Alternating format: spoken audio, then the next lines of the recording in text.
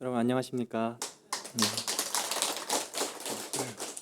사실 오기 전에 조금 걱정을 했습니다. 제가 지금 말도 좀 더듬거리는데 제가 아무래도 그 좀 세납이 어리고 사실 범납도 그리 많지가 않습니다. 그런데 저희 이제 어머니 뻘 되시는 이제 보살님들 그리고 아버님 뻘 되시는 처사님들 앞에서 내가 무슨 말을 할 수 있을까 그런 좀 걱정을 많이 했습니다. 그런데 그래도 여러분들이 갖고 계신 그 에너지는 뭐 청년들 못지않게 굉장히 좋은 에너지로 느껴지거든요. 그래서 제가 그 학교에서 그리고 만나는 인연들 그래서 젊은 층들을 많이 만나고 있어요. 그 만났을 때의 그 에너지를 같이 느끼면서 한번 법문을 시작하도록 하겠습니다. 네. 예. 아까 이제 소개를 잘 해주셨는데요. 저는 이제 홍대 인근에서 숲속 작은 학교라고 하는 대안학교를 운영하고 있습니다. 소위 이제 뭐 문제아들이 가는 곳이 대안학교 이렇게 알려져 있는데요. 실제로 대안학교가 뭐 문제 있는 아이들이 오지는 않는 것 같아요. 제가 작년부터 이렇게 쭉 아이들을 대하다 보니까 아이들이 문제가 있는 게 아니라 학교가 문제가 있다. 예, 그런 생각이 들었어요. 공교육이 완전하다면 공교육이 문제가 없다면 아이들에게 문제가 있는 것인데 공교육도 어느 정도 문제가 있거든요. 이제 여러분들도 뭐 회상해 보시면 옛날에 뭐 초중고등학교도 나왔고 그리고 요즘에도 평생교육이라고 해서 계속 교육기관에 다니고 있지 않습니까? 그런데 거기에서도 조금씩 또 어떤 사람에 따라서는 크게 그 부족함을 느낀단 말이에요. 그런데 거기에 그런 걸 이제 공교육을 뭐 메이저라고 한다면 이런 대안교육은 이제 마이너 그룹이라고 할 수가 있습니다. 일종의 아웃사이더인데요.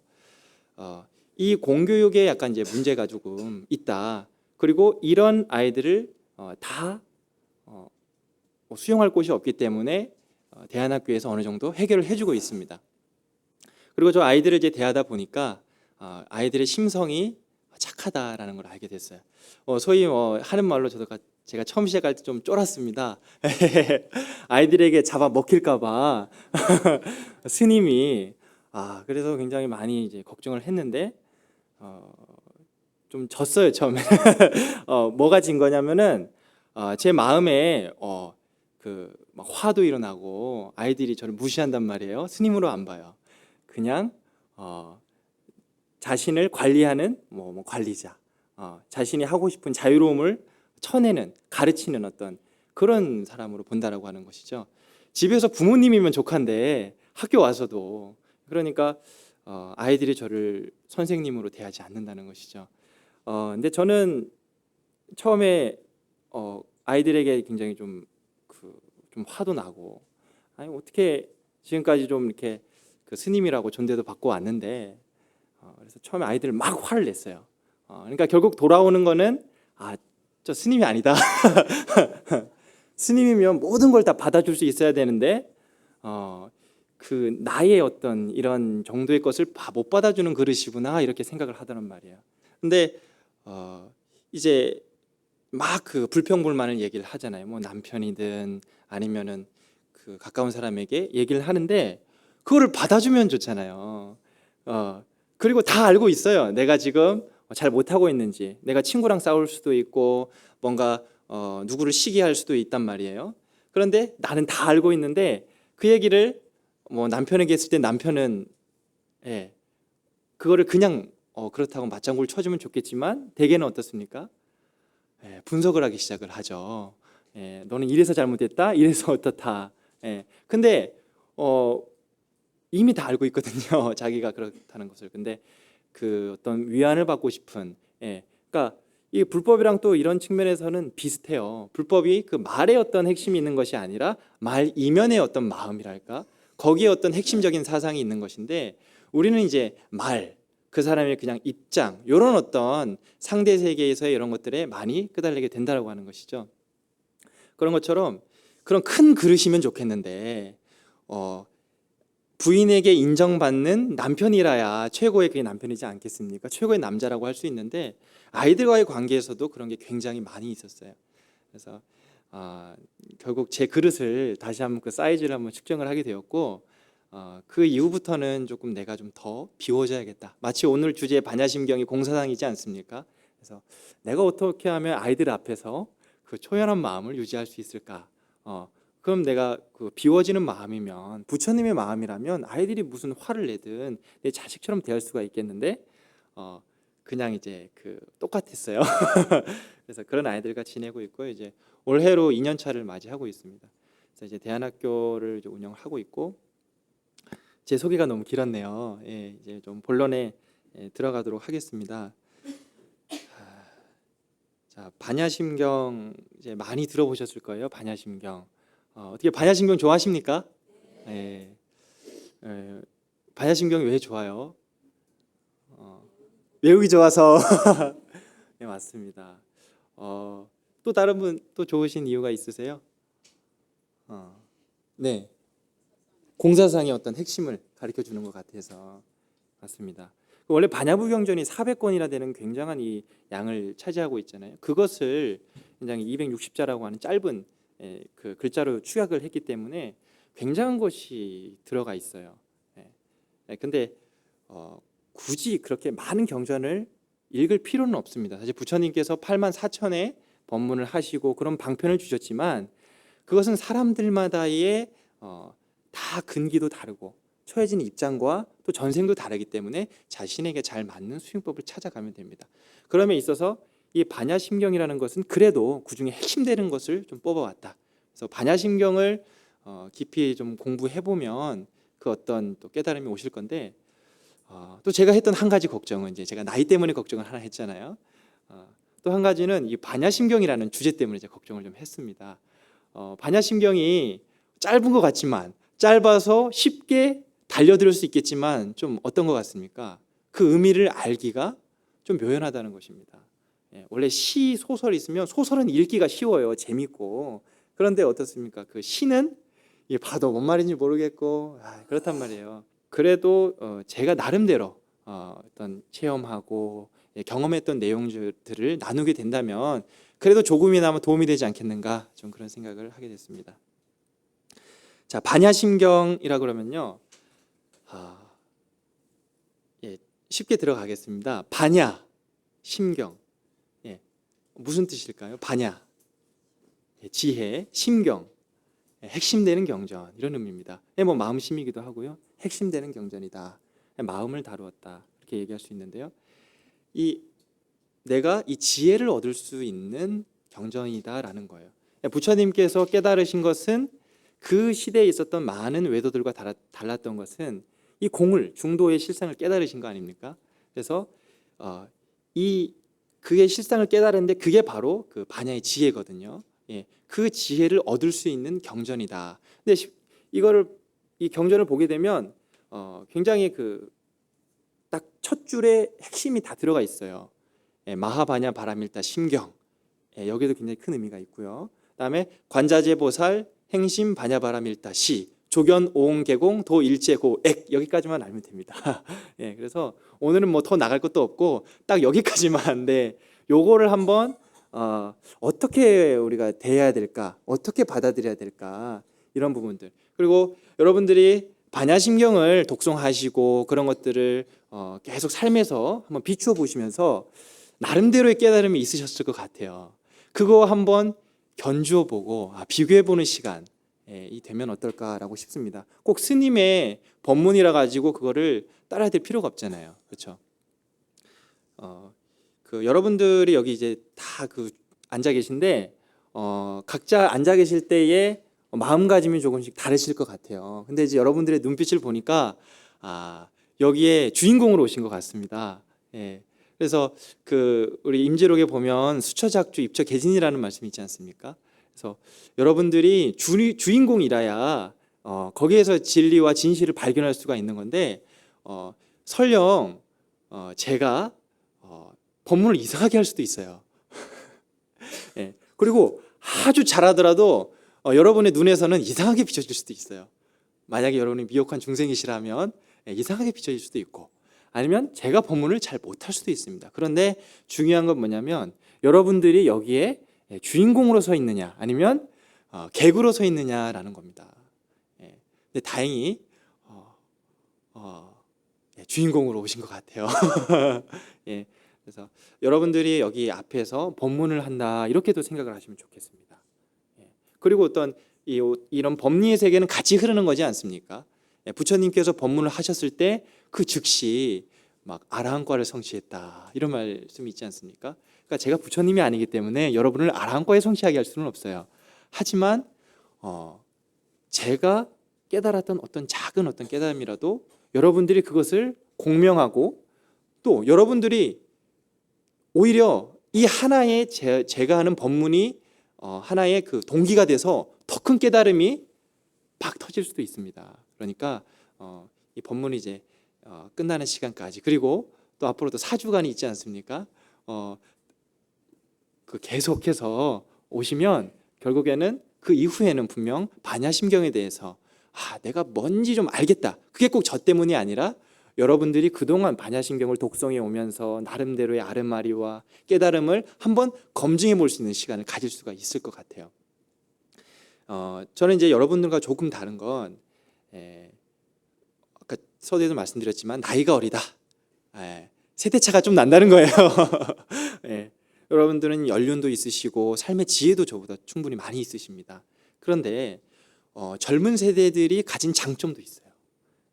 정보를 조금 빠르게 습득하는 게 있습니다. 뭐 요즘 스마트폰이니 또 여러 가지 또 뭐 나름 신식 교육이라고 하는 것도 있지 않습니까? 그래서 정보를 습득하는 능력은 조금 좋아요. 그리고 요즘 학문에 조금 가깝습니다. 그런 측면에서 한번 겨뤄볼 만해요. 그리고 또 한 가지는 제가 과학을 좀 공부를 했어요. 그 과학도였거든요. 그래서 출가하기 이전에는 제가 전자공학을 전공을 했었습니다. 그래서 이런 과학자적인 입장, 물론 지금은 종교인이긴 하지만 과학자적인 입장에서 불교를 조금 바라보기 시작했습니다. 그런 입장에서 봤을 때 여러분들의 그 살아왔던 인생과 수행하고 깨달아왔던 내용들이 다르다 할지라도 한번 젊은 세대와 과학에서 얘기하는 반야심경을 한번 비교해 보면 한번 어떨까라는 생각으로 한번 접근해 보면 좋을 것 같습니다. 저에게 그 반야심경이란 반야심경 하면 이제 떠오르시는 게 조금씩 다를 거예요. 근데 저는 여러분 반야심경 하면 어떤 게 떠오르시나요? 혹시 뭐 사연이 좀 있으세요? 반야심경 하면 떠오르시는 사연이? 정토회가 떠오르신다고요? 예. 저도 이제 정토회의 그 법륜 스님의 법문을 많이 보면서 좀 많이 참고를 하고 배움이 있었습니다. 그리고 또 다른 스님들 그리고 그 반야심경 그 자체를 또 두고 명상하고 또 느껴보기도 했는데 저에게 반야심경은 생계의 수단이었어요. 잘 이해가 안 되시죠? 공사상을 얘기하는데 갑자기 무슨 그 세속적인 그 생계를 얘기를 하느냐 그러시는데 저는 그 탁발을 좀 많이 했습니다. 법상종의 스님인데요. 반야심경 이퀄 탁발이었습니다. 저에게는. 여러분들 그 어디 뭐 식당가에 있거나 집에 있을 때 혹시 탁발하신 스님 뵈신 적 있으세요? 어떻게 시주하셨습니까? 진정한 불자시네요. 저는 이제 처음에 수행을 탁발으로 시작을 했어요. 반야심경이 뭔지도 몰랐어요. 제가 그 19살 됐을 때 그 대학을 좀 일찍 합격을 해서 캠프를 갔어요. 근데 거기 기숙사에 기숙사를 같이 쓰는 사람을 룸메이트라 그러거든요. 룸메이트가 아침마다 뭐 라면서 가나다라 뭔 말인지 모르겠어요. 뭐 이상한 주문을 외우는 거예요. 근데 저는 불자가 아니었거든요 그때. 그래서 나 진짜 잘못 걸렸다. 큰일 났다. 나 진짜 이제 뭐 귀신 들리는 거 아니냐. 그 저희 세대가 좀 그렇습니다. 이 불교 문화랑 친숙하지가 않아서 좀 확 놀랐어요. 화들짝. 근데 그 친구가 대구 출신이더라고요. 저는 전라도 출신이었어요. 그래서 불교 문화에 좀 친숙하지 않았고. 근데 그 친구가 아침마다 6시가 되면 열심히 뭘 독송하는 거예요. 나중에 알고 보니까 반야심경이었더라고요. 근데 그게 인연이 되는지 모르겠지만 제가 이제 스님이 됐습니다. 근데 이제 은사 스님이 외워와라 그랬는데 저에게 일주일 시간을 주셨어요. 그런데 충격적인 결과가 나타났습니다. 테스트를 받았는데 제가 그 써라고 하셨거든요. 근데 그 260자 되는 글 중에 딱 두 글자 썼습니다. 마하. 마하 쓰니까 머리가 하얘지더라고요. 뭐 스님 앞에니까 그런 것도 있겠지만 제가 머리가 좀 안 좋아요, 실은. 그래서 반야심경을 좋아하거든요. 그래가지고 제가 마하 쓰니까 그 기억이 하나도 안 나더라고요. 또 한자를 많이 배워보지가 않아서. 그리고 나서 진짜 스스로 그 자괴감에 빠졌습니다.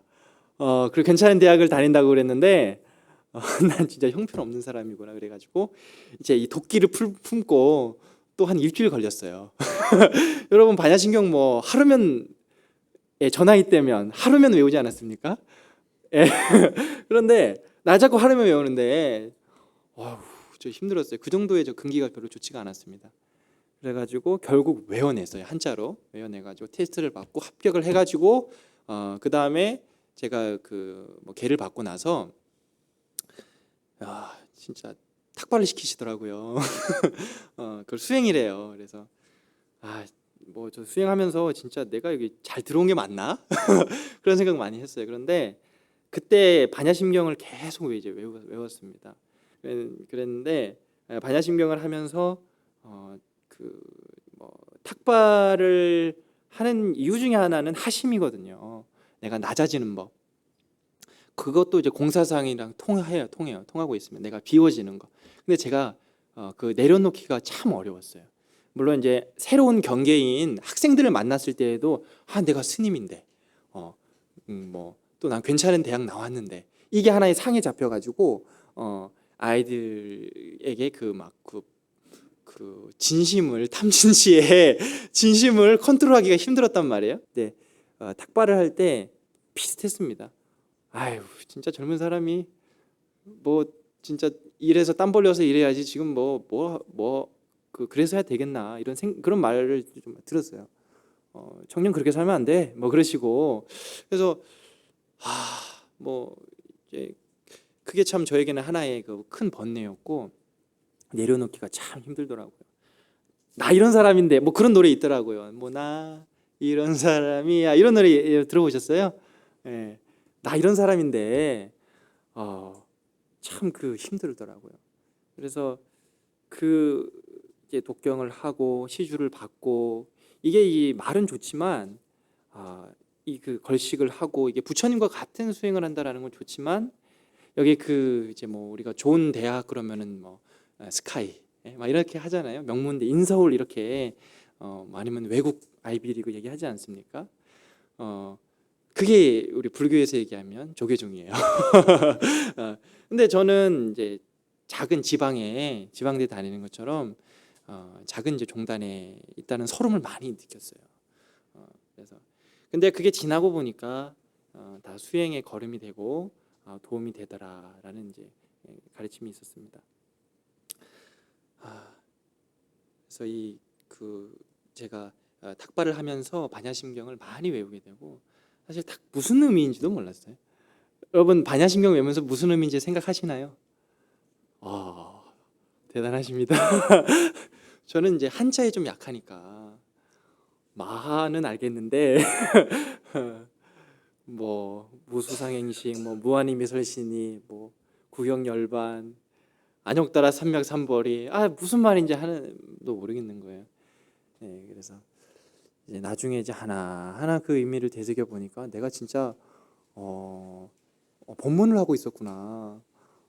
그냥 동량을 하는 것이 아니라 법문을 하고 있었다라는 걸 알고 있었어요.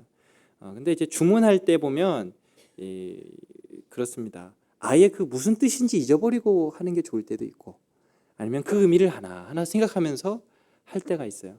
근데 이제 결국은 이제 그 의미 자체가 그냥 와닿아 버리면 되는 거죠. 내가 생각할 필요도 없이 반야심경을 외울 때 그 의미가 그냥 탁탁 꽂히는 거예요. 그러면 돼요. 근데 처음에는 그게 안 되니까 의미 생각하지 않고 그냥 막 주문 면불 외듯이 막 이렇게 신묘장구 외듯이 할 때도 있고 또 어떨 때는 내가 그 의미가 와닿지가 않으니까 뭘까 하면서 하나하나의 의미를 할 때도 있고, 하지만 이런 것들을 다 넘어서면 나중에는 그냥 어떤 그 의미, 글자에 매이지 않고 그 자체의 의미를 알 수가 있습니다. 제가 이 강의를 하면서 항상 느끼는 건데, 할 때는 항상 이렇게 겁을 먹어서 내가 이 법문을 하다가 중간에 이 그 내용이 떨어져 버리면 어떡하나. 그리고 이 자리에 서면서 제가 또 이런 이제 내공이 좀 부족하다 보니까, 부처님의 위신력에 의지해야 되겠다. 그러니까 이제 스님이라고 다 이렇게 뭘 부족한 존재가 아니잖아요. 부처님, 그리고 내가 진짜 참다운 법문을 하기 위해서는 내가 비워져야 되겠다. 마찬가지예요. 공이에요. 내가 저 사람이랑 대화를 할 때에 그러니까 그 사람과 이제 만나고 헤어지잖아요. 차를 한 잔 마실 수도 있고 식사를 할 수도 있고, 서로에게 좋은 거는 내가 비워졌을 때더라고요. 그 사람의 얘기도 온전히 듣게 되고, 나도 내가 준비한 얘기보다, 내가 하려는 얘기보다 그냥 무의식 속에서 막 튀어나오는 얘기, 내가 말하고 감동받을 때 있잖아요. 그때는 내가 준비한 얘기라기보다 그걸 통해서 뭔가 내 무의식 안에서 뭔가 툭툭 튀어나오는 얘기, 내가 깨달았나? 예, 그런 얘기가 들 때가 여러분 있지 않습니까? 예, 그래서 저도 들어오기 전에 이렇게 준비를 하긴 했지만 진짜 참나온 법문이 되기 위해서는 내가 비워지지 않으면 안 되겠다, 이런 생각을 많이 했습니다. 이 탁발을 할 때에도요, 탁발의 목적은 제가 처음에 생계란 말씀도 했지만 그런 의미도 있어요. 먹고 살아야 되니까 하는 부분도 있습니다. 하지만 더 본질적인 의미는 내가 복을 빌어주기 위함이거든요. 복을 빌어준다. 근데 복을 빌어주기 위해서는 어떻게 해야 되냐면 딱 자식을 생각하는 어머니의 마음이 돼야 됩니다. 내 생각이 없어야 돼요. 그러니까 내가 비워져야 된다는 겁니다. 진정한 복을 빌어주기 위해서는 내가 비워져야 된다. 그래서 내가 어떤 걸 얻어야지, 이런 생각이 아니고 내가 저 사람을 가르쳐야지, 이런 게 아니라 내가 그냥 비워지면 되는 거예요. 내가 그냥 비워지면 그 안에 차오르는 무언가가 있다라는 겁니다. 근데 사람들은, 우리가 지금 소유의 시대에 살고 있어요. 현대의 물질 문명은 뭐냐면 소유하지 않으면 안 돼요. 좋은 아파트 있어야 되고, 요즘 결혼하려면 키가 3개 있어야 된대요. 들어보셨어요? 그게 뭐냐면 집키, 차키, 그리고 요 키도 있어야 된다고 합니다. 그러니까 이게 없으면, 이것도 어찌면 사람 키라는 것도 어떤 자신이 소유하고 있는 하나에 보여지는 형상에 불과한데, 그것과 이 소유하고 있는 어떤 물건들이 있어야 이 세상살이가 가능하다라고 하는 시대에 살고 있습니다. 하지만 그게 없어서는 안 되지만 그거에 너무 집착하는 거예요. 반야심경에도 고진멸도의 사성제가 나오지 않습니까? 무고진멸도라는 말이. 거기에 고진멸도라고 하는 것에 고통이 오는 원인이 이제 집착이지 않습니까? 집착만 내려놓으면 고통스럽지 않은 것인데, 그런 것처럼 우리가 이제 소유에 집착을 한다라는 것이 문제입니다. 근데 이제 잠깐 제 출가 얘기를 말씀을 드리자면, 이제 그래요. 부모님이 계시잖아요. 부모님도 일종의 관계이지만 저도 부모님을 소유하고 있는 거거든요. 부모님이 하나의 안식처가 되고 비빌 언덕이 되고 마음의 어떤 위안을 삼을 수 있는 그런 존재지 않습니까? 그것도 근데 어떤 측면에서 보면은 내가 소유하고 있는 거예요. 내가 필요할 때 갖다 쓰는 거잖아요. 네. 내가 필요할 때 엄마를 의지하는 것이지, 내가 그래서 엄마 말씀만 드렸는데 엄마만은 아닙니다. 엄마와 아빠, 부모님, 부모님을 의지하는 것이지, 내가 진짜 부모님을 위해서 부모님의 관계나 이런 것들을, 본질적 관계를 생각하기는 참 힘들거든요. 그러니까 소유라는 그런 말씀을 드리는 거예요. 원래 본질은 소유가 아니라 관계인데, 그리고 내 생명의 어떤 근원인데, 그거를 우리가 이제 물질 문명의 소유적인 것에 사로잡혀 있다 보니까 이것을 이제 소유의 관념으로 생각을 하는 거죠. 그래서 그런 관계도 일종의 모든 사람들도 다 그래요. 내가 저 사람을 만나는 이유가 뭐냐면 그 좀 뭔가 덕 보려고 만나지 않습니까? 여러분들도 뭐 어쨌든 좋은 의도에서 왔지만 좋은 스님을 찾아가진 다니는 이유도 덕 보려고 가는 거잖아요. 무언가 덕을 보려고 하는 거거든요. 그런데 진정한 어떤 관계나 이런 것들은 그런 나를 위한 소유의 관념이 아니라 진정한 어떤 그 관계가 돼야 되는데 저도 이제 출가를 할 때에 그런 인간관계, 부모와의 관계, 그리고 학교 이런 것들이 그리고 또 뭐 있죠. 앞으로 연애도 해야 되는데 돈도 벌어가지고 이 사회에서 성공도 해야 되는데 이런 것들이 소유의 관념이라고 하는 것이죠. 근데 그런 것들을 내려놨을 때 내려놓으니까 보이는 게 있더라는 거예요. 백척간도 지내보라는 말이 있죠. 예. 천길 낭떠러지에서 한 발짝 내딛는 거. 그게 말이 쉽지 그냥 됩니까? 믿음이 있지 않고선 대신심이 있지 않고는 되지 않거든요. 그래서 그 한 발자국을 내딛는 거. 그러려면 일단은 나에 대한 집착을 내려놔야 되고 그 소유에 대한 관념을 떨쳐놔야 되거든요. 근데 그거를 내려놓기가 참 힘들다는 거예요. 스님이 돼서도 해결되는 게 아닙니다. 스님이 되면 이제 시작한 거예요. 그 번뇌와의 싸움에서. 그러니까 사홍서원에도 번뇌무진 서원 단이라 하지 않습니까? 스님들도 번뇌 끊기가 너무 힘든 겁니다. 그러니까 4가지 서원 중에 하나가 번뇌를 아무리 그 끝없는 번뇌를 다 끊어버리겠다는 거지 않습니까? 그러니까 돼서도 소유의 문제가 계속 발생하는 겁니다. 그래서 이 공서상이 가진 핵심, 그리고 이제 또 금강경은 이제 금강석으로 그냥 깨버린다라는 그런 또 의미가 있지 않습니까?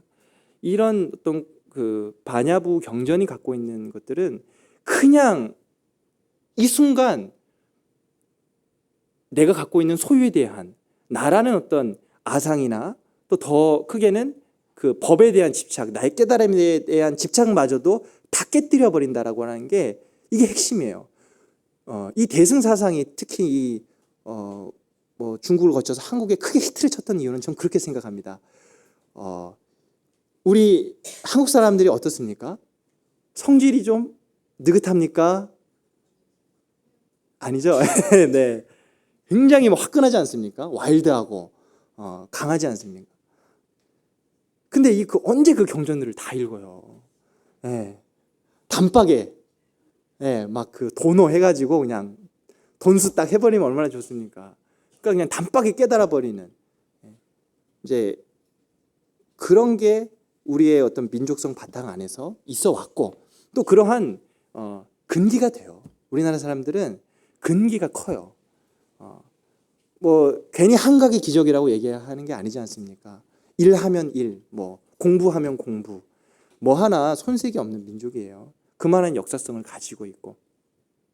그래서 이 대승이라고 하는 이 사상이 우리나라의 어떤 민족성, 이 근기가 굳이 소승을 폄하하려고 하는 게 아닙니다. 근데 제가 이제 그 태국 스님들도 이랑 교류도 많이 했어요. 근데 태국 스님들은 조금 게을러요. 어떤 측면이 그러냐면 날씨가 거기 덥거든요. 여러분 날씨가 더우면 어떠십니까? 행동이 빨라집니까? 안 그래도 더워서 땀나 죽겠는데 최대한 천천히 움직이잖아요. 그러니까 윗바사나가 가능한 거예요. 마음 챙김이 천천히 움직이는 게 보여지는 겁니다. 근데 우리나라 실정은 어때요? 지금 빨리빨리 해가지고 지금 밥도 빨리빨리 비벼가지고 비빔밥 먹어야 되는데 지금 해야 될 게 지금 투성인데 더 나아가서는 지금 세상을 구해야 되는데 지금 내일 내 거 일 잠깐 이것만 할 겨를이 없잖아요. 근데 그렇더라고요. 스님들이 좀 근기가 크고 작음은 잘 모르겠지만 뭔가 그 느림이 익숙해진 것 같아요. 그걸 배워야 되는 건 맞습니다. 배워야 되는 건 맞는데 수행의 그 방편이 조금 맞지가 않아요. 근데 또 너무 이런 단박에 하려고 하는 것만 치우치는 것도 안 돼요. 왜냐하면 중도라는 것이 하나의 극단에 치우치는 게 아니라 이것도 만족하고 저것도 만족하고 그래서 초월이라는 얘기를 쓰거든요. 처음에는 이것도 부정하고 저것도 부정하는 것 같지만 알고 보면 더 큰 그 시각에서 보면 다 포용하고 있어요. 그러니까 그런 어떤 그 두 가지를 다 만족할 수 있는 어떤 그런 마인드가 되어야 된다, 이렇게 말씀을 드리고 싶습니다. 그래서 이제 반야심경과의 인연까지 말씀을 이제 드렸는데, 그 마하바냐 바라밀다 심경, 관자재 보살 행심 반야 바라밀다시 조견 오온계공 도일체 고액, 딱 요 부분만 잠깐 한번 설명을 드려볼게요. 마하 크다는 의미죠. 네. 바냐 지혜라는 의미입니다. 바라밀다, 이게 보면 이제 파라미타라고 그래요. 파라미타라는 것의 원래 의미를 보면은 도피한, 저 언덕 너머의 어떤 그 깨달음의 세계, 그걸 도피한이라는 해서 파라미타 이렇게 얘기를 합니다. 그걸 다룬 건데, 이거를 좀 다른, 그러니까 이제 지혜, 반야, 바람일다, 이 지혜를 통해서 저기로 넘어간다라고 하는 겁니다. 그런데 이거를 다른 의미로 한번 조금 볼게요. 반야라는 게 한자적 의미로 보면은 같을야의, 아니 돌릴반의 같을야입니다. 같은 걸 계속 돌린다는 거예요. 여러분 그 의미가 좀 이해가 됩니까? 같은 걸 계속 돌리다 보면 지혜가 생긴다는 거예요. 돌릴 반에 같을 야자. 같은 걸 계속 돌리는 게 얼마나 힘들어요. 같은 걸 계속 매일 아침 108배를 한 1000읽기도 한다. 얼마나 힘듭니까? 아침 6시에 매일 기상을 한다. 진짜 힘든 거예요. 그 자체가 수행이에요. 뭐가 됐든지 무엇 하나를 같은 걸 계속하면 거기서 지혜가 오는 거예요. 그러니까 여러분들이 지혜를 얻기 위해서는 내가 계속 돌릴 수 있는 걸 찾는 거, 그게 조금 좀 시급합니다. 근데 그게 좀 어렵다면 나를 계속 돌리게 할 수 있는 인연을 만나면 돼요. 나를 계속 수행시켜주는 그런 분을 만나면 됩니다. 그분이 스님일 수도 있고 자신의 와이프나 아내일 수도 있고 그게 자식일 수도 있어요. 자기를 계속해서 수행시켜주는. 그러니까 항상 이제 번뇌가 곧 보리라는 말씀 들어보셨죠? 내가 번뇌가 많이 일어나는 곳에 거기에 한번 해볼 만한 것이 있다는 겁니다. 내가 예를 들어서 탐심이 많이 일어나요. 마음에 탐진치에 삼독이 있다 하지 않습니까? 탐심이 많이 일어납니다. 탐심이 뭐냐면 너무 긍정적인 거예요. 너무 좋아하는 겁니다. 그러니까 스님을 너무 좋아해도 안 돼요. 남편을 너무 좋아해도 안 되고 여자를 너무 좋아해도 안 돼요. 그러니까 이제 색을 밝힌다라고 하는 겁니다. 그게 색을 밝히는 거예요. 우리 스님 이것도 좋기는 하지만 너무 치우치게 되면 탐심이 일어납니다. 그 탐심을 제거한 상태에서 본성에서 떠오르는 그런 어떤 사랑과 자비의 마음이면은 괜찮지만 연예인 좋아하듯이 탐심이 많이 일어날 수 있습니다. 하지만 그 자체가 수행을 일으키는 동기가 될 수는 있어요. 처음에는 그 사람이 좋아서 예를 들어 내가 사귀었던 그 남자가 별 보는 걸 좋아하는 거예요. 그래서 같이 별 보러 막 갔어요. 그러다 보니까 내가 별 보는 게 좋아져서 천문학자가 될 수도 있는 거잖아요. 그러니까 무언가 뭐를 좋아하게 이끌어주는 방편과 매개는 될 수 있어요. 근데 이제 그 자체, 우리가 달을 봐야 되지 그 달을 가리키는 손을 보지 말라고 하지 않습니까? 그러니까 그곳으로 궁극적인 도피안할 수 있는 그 방편은 될 수 있지만 그 자체에 집착하기 쉽다라는 거예요. 그 내려놓기가 여러분 삶에서 많이 겪어봤겠지만 그게 오죽 어렵습니까? 그래서 그 탐심이라는 게 있고요. 그게 이제 우리 마음에 있어서는 굉장히 긍정적인 거를 추구를 하는 겁니다. 그리고 또 진심, 화내는 거. 화가 많이 나는 사람이 있어요. 어떤 분은 그냥 나 혼자 막 무언가를 탐닉하고 좋아하는 데에 익숙하고 남 피해 안 주는 분이 있어요. 막 무슨 그 피규어를 소장한다거나 이렇게 불상을 막 소장한다거나 아니면 뭐 좋은 거 어떤 내가 좋아하는 또 꽃을 소장한다거나 이 탐심이 많은 분이 있는가 하면 그런 분들은 남에게 피해는 크게 주지 않잖아요.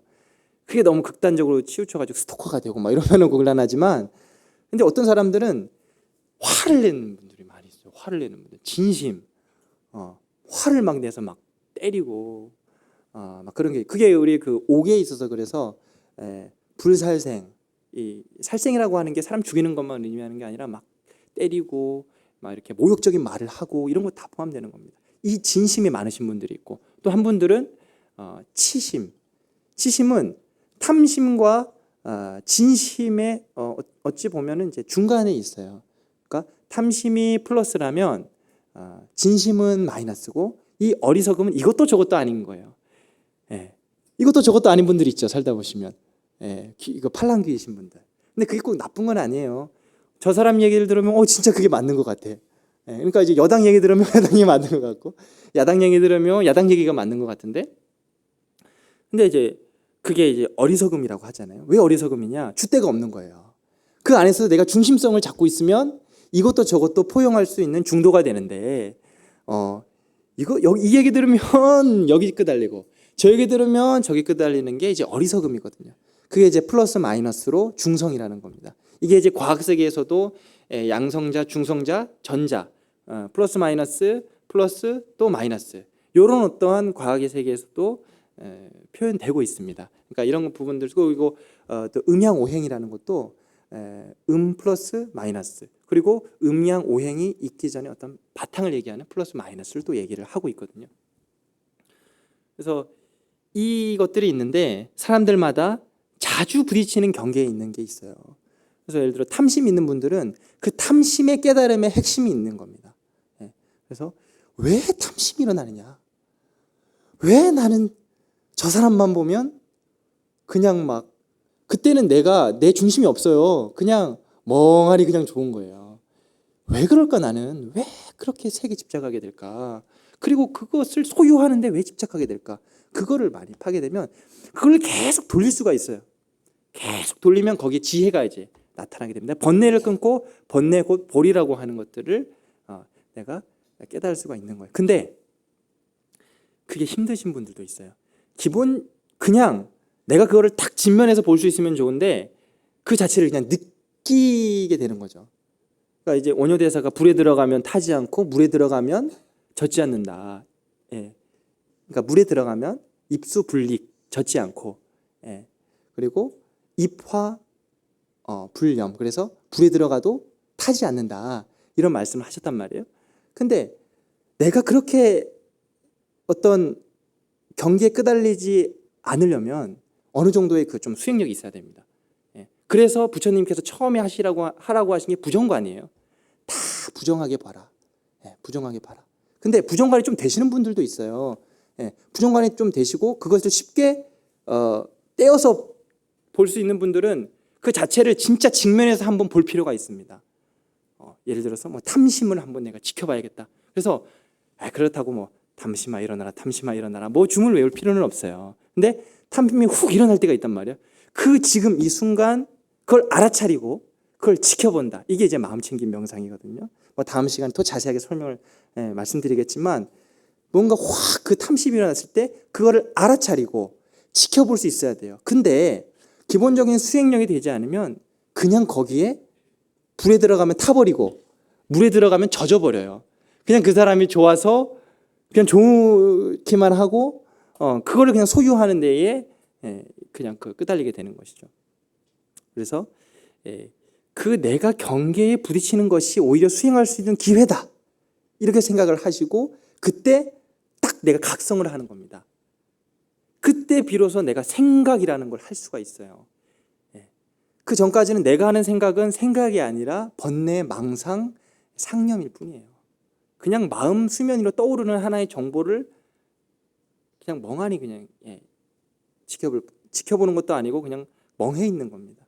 그런데 내가 어느 정도 각성 상태가 되면 그걸 볼 수가 있어요.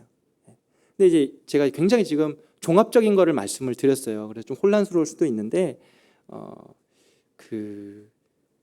어쨌든 계속 그 반야라고 하는 같은 걸 계속 돌린다라는 거. 사람들마다 꽂히는 게 있어요.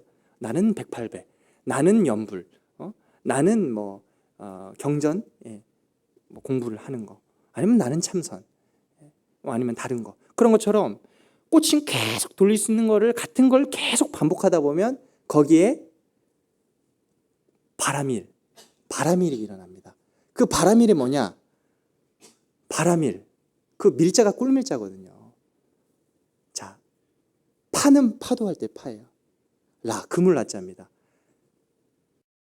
그런 좋은 파장이 생겨요. 좋은 파장이 그물처럼 겹치면, 그물처럼 겹치면 거기에 꿀이 나타난다는 겁니다. 좀 이해가 되십니까? 같은 걸 계속 반야로 반복하다 보면 그 파장이라는 게 생겨요. 아주 좋은 파장이 생긴단 말이에요. 좋은 게. 근데 그것이 겹치고 이게 이제 파동학에서 보면 겹치고 중첩이 되면 그 진폭의 크기가 굉장히 커져요. 그러니까 이제 내가 알아차릴 수 있을 정도의 것이 된다. 그게 바로 꿀밀이라고 하는 아주 달콤한 감로수와 같이 나타난다는 겁니다. 그러니까 같은 걸 계속 반복하는데 왜 재미있냐? 거기에 어떤 전에 맛보지 못한 새로운 파장, 그것이 바로 어떤 우리 근본 마음자리에서 나타나는 것이겠죠. 그 법성이라고 해도 되고 부처라고 해도 되고 어떤 그런 본래 면목이라고 해도 되고 어떤 그 마음자리에서 나타나는 그 새로운 파장이 있어요. 그 파장이 그물처럼 겹치면 거기에 꿀이 나타난다는 겁니다. 그러니까 할만한 거예요. 계속 반복할 만하다는 겁니다. 여러분, 수행이 왜 재밌습니까? 왜 할만합니까? 계속해서 반복하는 건 힘든 작업인데 왜 할만하냐면 이 감로수와 같은 꿀이 있기 때문에 가능한 겁니다. 그러니까 이 세상에 아무리 쾌락적인 거, 아무리 이 명예와 많은 욕구들이 부처님은 다 경험하셨잖아요. 그걸 다 경험하고도 그걸 떠나서 출가를 해서 이 제법이 무상하고 무하고 고라고 하는 삼법인을 깨달으셔가지고 중도실상을 증득하실 수 있는, 제법이 공한 이치를 깨달으실 수 있는 요거 자체가 그 수행에서의 꿀이라고 하는 바라밀이 있었다라고 하는 거죠. 그 바라밀이 여러분 그 지혜 바라밀만 있는 게 아니에요. 반야 바라밀만 있는 게 아니라 보시 반야밀도 있고요. 보시할 때 즐거운 마음을 낼 수 있잖아요. 그것이 제시가 될 수도 있고 법시가 될 수 있고 무예시가 될 수 있겠지만 그런 보시 바라밀이 있어요.